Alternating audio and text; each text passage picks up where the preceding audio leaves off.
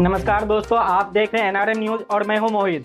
आज हम लाए हैं बिहार की 10 सबसे बड़ी खबरें आपके लिए। तो चलिए शुरू करते हैं आज का बुलेटिन। पटना हाईकोर्ट ने बिहार के चर्चित पूर्व विधायक अनंत सिंह को एक मामले में जमानत दे दी है। अनंत सिंह, जिन्हें छोटे सरकार के नाम से भी जाना जाता है, लंबे समय से कानूनी विवादों में उलझे हुए हैं। इस जमानत के बाद उनके समर्थकों का उत्साह का माहौल है और यह बिहार की राजनीति में एक नया मोड़ ला सकता है। राजनीतिक विश्लेषकों का मानना है कि यह फैसला आगामी विधानसभा चुनाव 2025 के लिए अनंत सिंह की रणनीति को प्रभावित कर सकता है।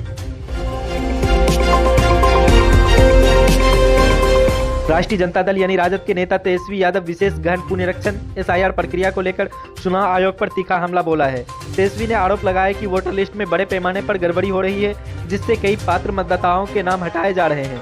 उन्होंने इसे लोकतंत्र की हत्या करार देते हुए चुनाव बहिष्कार की चेतावनी दी है। दूसरी ओर केंद्रीय मंत्री जीतन राम मांझी ने तेजस्वी के बयान को गैर जिम्मेदाराना बताया है। कहा कि चुनाव आयोग निष्पक्ष तरीके से काम कर रहा है।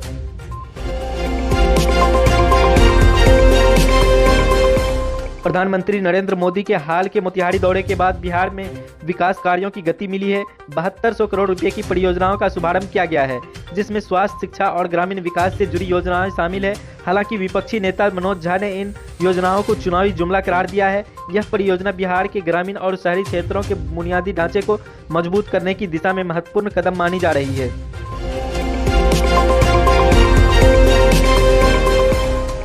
बिहार की राजधानी पटना समेत कई जिले में पिछले कुछ दिनों से भारी बारिश के कहर बरपाया है। मौसम विभाग ने अगले कुछ दिनों तक भारी बारिश की चेतावनी जारी की है।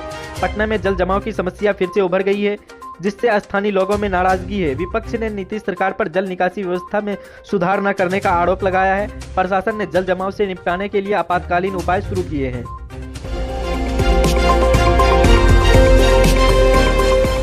दरभंगा जिले के हनुमान नगर अंचल केंद्रीय विद्यालय संगठन को 5 एकड़ जमीन की बंदोबस्ती की जाएगी। इसके लिए सांकेतिक रूप से मात्र 1 रुपये का भुगतान करना होगा। यह कदम दरभंगा में शिक्षा के क्षेत्र में एक बड़ा कदम ला सकता है। स्थानीय लोगों ने इस पहल का स्वागत किया, क्योंकि इससे क्षेत्र के बच्चों को बेहतर शैक्षिक अवसर मिलेंगे।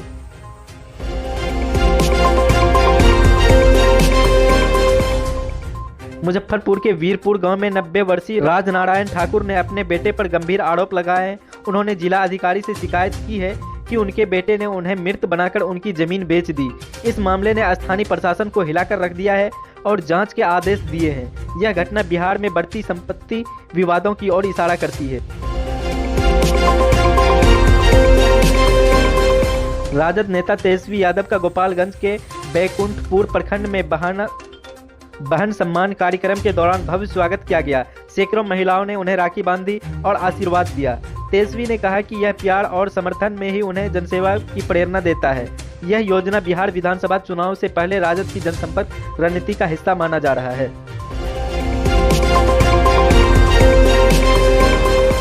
भागलपुर में सावन मास के झुलनोत्सव की तैयारी जोरों पर है। 5 अगस्त को शुरू होने वाले इस उत्साह के 100 साल पुरानी ठाकुर बाड़ियों को सजाया जा रहा है।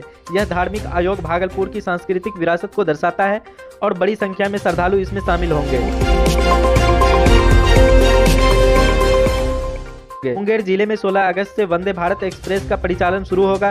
केंद्रीय मंत्री ललन सिंह ट्रेन को हरी झंडी दिखाएंगे। यह ट्रेन जमालपुर से शुरू होगी और क्षेत्र में कनेक्टिविटी को बढ़ावा देगी। स्थानीय लोगों ने इस पहल को बिहार के विकास में एक महत्वपूर्ण कदम बताया है।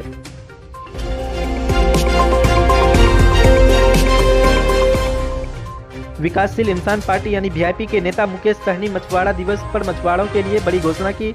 उन्होंने कहा कि अगर उनकी पार्टी सत्ता में आई तो मछुआरों को लीन सीजन में भी प्रति माह 5000 रुपये की आर्थिक सहायता दी जाएगी। यह घोषणा बिहार के मछुआरा समुदाय के बीच चर्चा का विषय बनी हुई है।